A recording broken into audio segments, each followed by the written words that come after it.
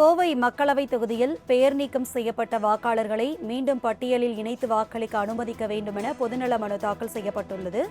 வாக்களிக்கும் வரை தேர்தல் முடிவை அறிவிக்கக்கூடாது என சென்னை உயர்நீதிமன்றத்தில் பொதுநல மனு தாக்கல் செய்யப்பட்டுள்ளது. அதனை அண்மை செய்தியாக பார்த்துக் கொண்டிருக்கிறோம். இது தொடர்பான முழுமையான விவரங்களை செய்தியாளர் கிருஷ்ணா வழங்க கேட்கலாம். கிருஷ்ணா, இது குறித்த விரிவான விவரங்களை பகிர்ந்துக்குங்க. ஆஸ்திரேலியாவில் மருத்துவராக பணியாற்றிய கோவை மாவட்டத்தின் நஞ்சுண்டபுரத்தைச் சேர்ந்த சந்திரகன் என்பவர் தேர்தல் மனு ஒன்றை உறுதிப்படுத்ததாக தெரிவித்தார்.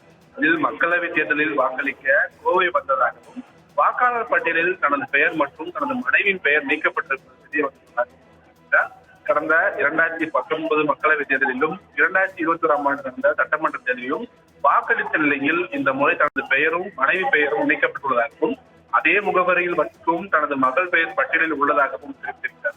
இதே போல தங்கள் பகுதியைச் சேர்ந்த ஆயிரக்கணக்கான வாக்காளர்களின் பெயர்கள் நீக்கப்பட்டுள்ளதாகவும் மனுவில் அவர் குறிப்பிட்டிருக்கிறார்.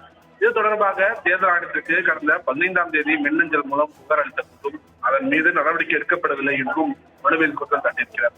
அதனால் பட்டியலில் இருந்து நீக்கப்பட்ட வாக்காளர்களை மீண்டும் பட்டியலில் சேர்த்து வாக்களிக்க அனுமதிக்க வேண்டும் எனவும் அதுவரை கோவை மக்களவை தொகுதி தேர்தல் முடிவுகளை வெளியிடுவதற்கு தடை விதிக்க வேண்டும் எனவும் மனுவில் கோரிக்கை வைத்திருக்கிறார். இந்த மனு தலைமை நீதிபதி அமர்வில் விரைவில் விசாரணை கோரும் என்றும் எதிர்பார்க்கப்படுகிறது.